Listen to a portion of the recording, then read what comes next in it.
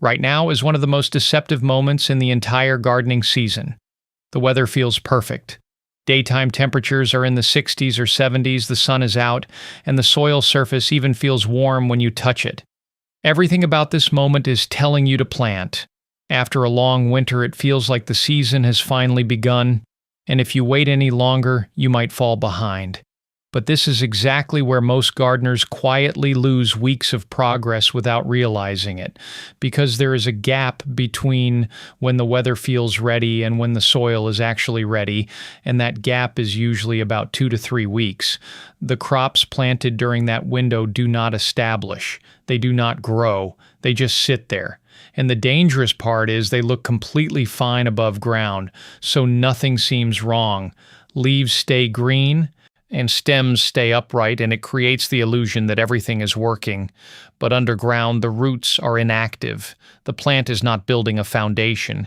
It is simply waiting, slowly using up stored energy while hoping conditions improve.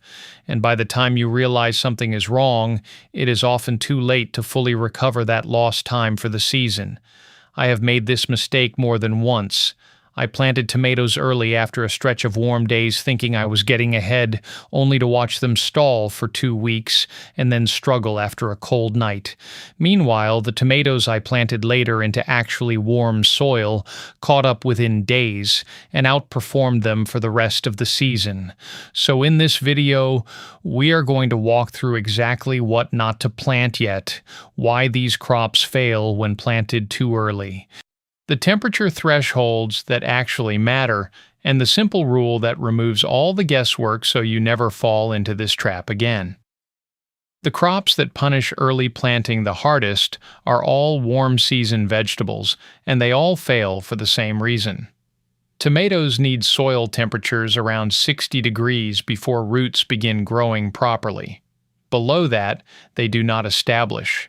They sit still, losing valuable time on a seasonal clock that determines how much they can produce later. Peppers are even more sensitive, needing closer to 65 degrees and taking longer to establish, which means every day spent in cold soil directly reduces your harvest window. I once lost an entire flat of pepper starts because the air was in the low 70s and everything felt perfect. The soil was barely above 50. They sat for nearly 2 weeks, making almost no root growth, and one cool night finished them. That experience taught me that air temperature and planting readiness are two completely different things. Cucumbers grow aggressively in warm conditions, but in cold soil they stall or rot entirely. I have lost entire plantings by being just 1 week too early. Beans need warm soil to germinate evenly, and when planted too early, they emerge patchy and inconsistent, often forcing you to replant and doubling your work. Squash and melons, some of the fastest growers in summer, are also among the most commonly rushed. They require 65 to 70 degree soil, and until they get it, they do not take off. They do not fail loudly. They simply fall behind in a way that reduces total yield without making it obvious why. An eggplant is the one most people forget to wait on. It needs 65 to 70 degrees and honestly performs best when you plant it a week or two after your tomatoes go in. It is the most heat-loving of the common garden vegetables, and it rewards patience more than any other crop. Rushing eggplant into the ground gains you nothing. Waiting an extra week or two gains you a healthier plant that produces significantly more fruit. And this is the moment most gardeners convince themselves to plant anyway. It feels warm. The forecast looks good. Everything above ground is telling you it is time. So you think, it's probably fine if I just plant a little early. That is the exact moment the season quietly shifts in the wrong direction. What makes this problem worse is that plants do not show immediate stress. They appear alive, and which leads gardeners to believe everything is fine, but below the surface, root systems are barely functioning. They are not absorbing water efficiently, not taking in nutrients, and not expanding into the soil. The plant above ground is running on stored energy from when it was started, and every day in cold soil drains that reserve. That is why a tomato planted later into 60-degree soil often outperforms one planted earlier into 50-degree soil. The later plant grows immediately. The earlier one spent 2 weeks doing nothing and never fully recovers.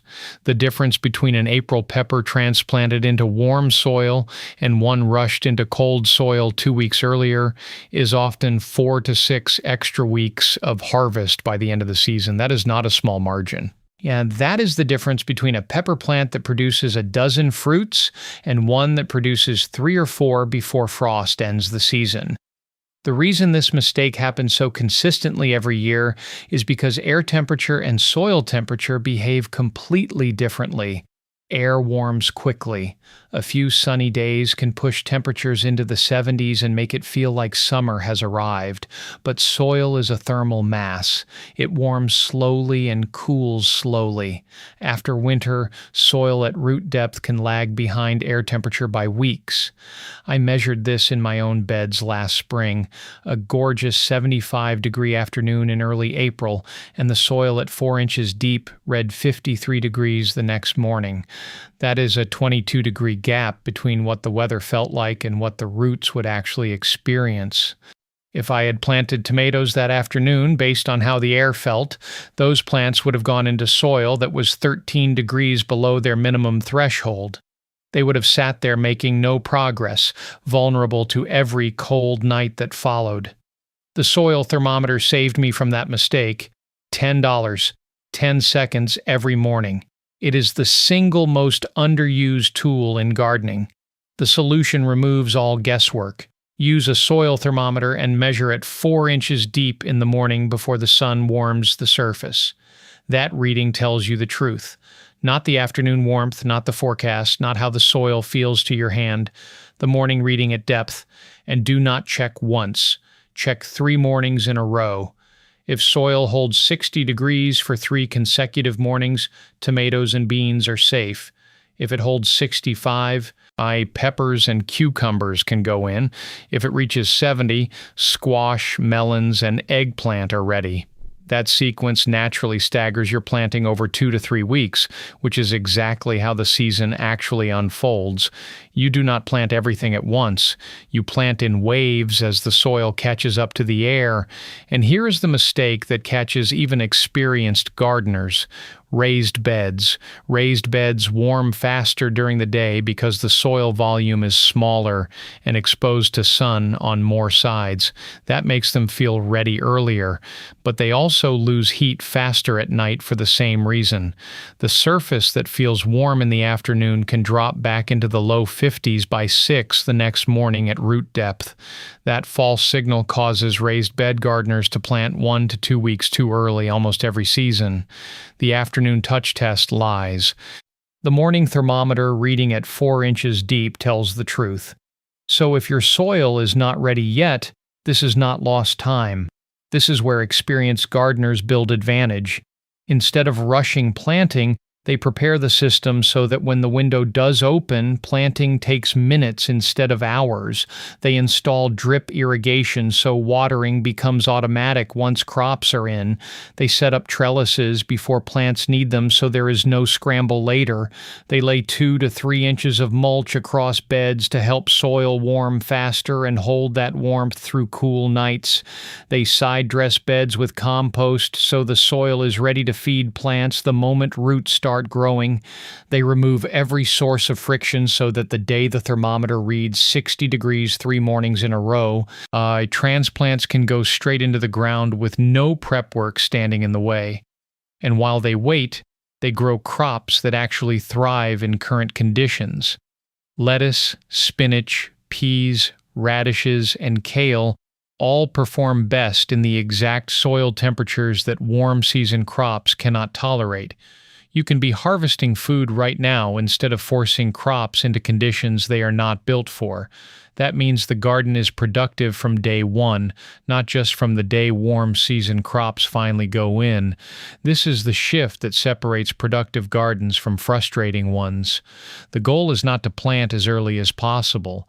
It is to plant at the right moment so plants never stall, because 2 weeks of patience in spring often turns into 4 to 6 extra weeks of harvest later in the season.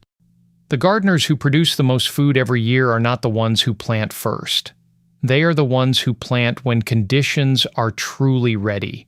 And once you understand that, spring stops feeling like a race and starts feeling like a system that works with you instead of against you.